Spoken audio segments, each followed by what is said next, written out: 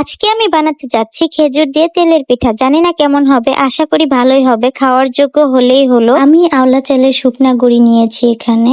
তো আজকে আমি একটু ভিন্ন ভাবে ট্রাই করব।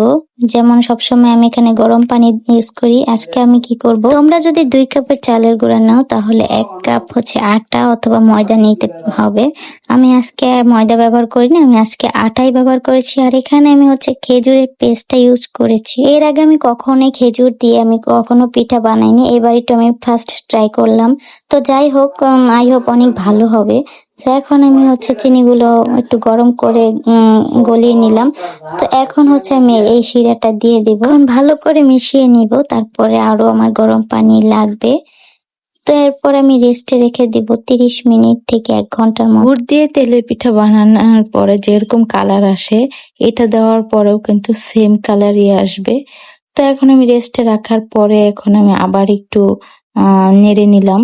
চালের গুঁড়ির মেজারমেন্টটা ঠিক থাকলে একদম ফুলকো তেলে পিঠা হবে। আমি এখানে কোনো ধরনের baking powder, baking soda use করিনি ফুলানোর জন্য। 1 বছর পর আমি তেলের পিঠা বানাইতেছি, তারপরও ফুলকো ফুলকো তেলের পিঠা দেখে আমার মনটাই ভালো হয়ে গেল।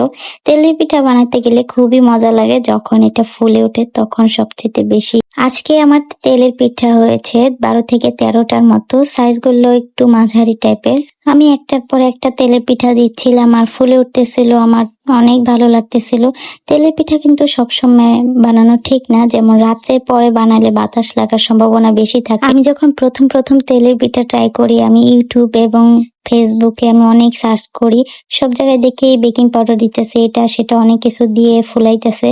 তো যখন আমি ভালো করে রেসিপিটা ফলো করলাম আর অনেকবার বানানোর চেষ্টা করলাম, তখন দেখলাম এখানে কোনো বেকিং পাউডার, বেকিং সোডা দেওয়ার প্রয়োজন পড়ে না। তেলের পিঠা নামানোর সাথে সাথে সবাই একটা একটা করে নিয়ে যাচ্ছে, করে দেখি তো একটা পড়ে রয়েছে বাটিতে। তো এই যে আমি আমার ভাইয়ের বাবুকে দিতেছি, সে এটা নিয়ে অনেক মজা করতেছে। তো আজকের ভিডিওটি এই পর্যন্তই। আল্লাহ হাফেজ।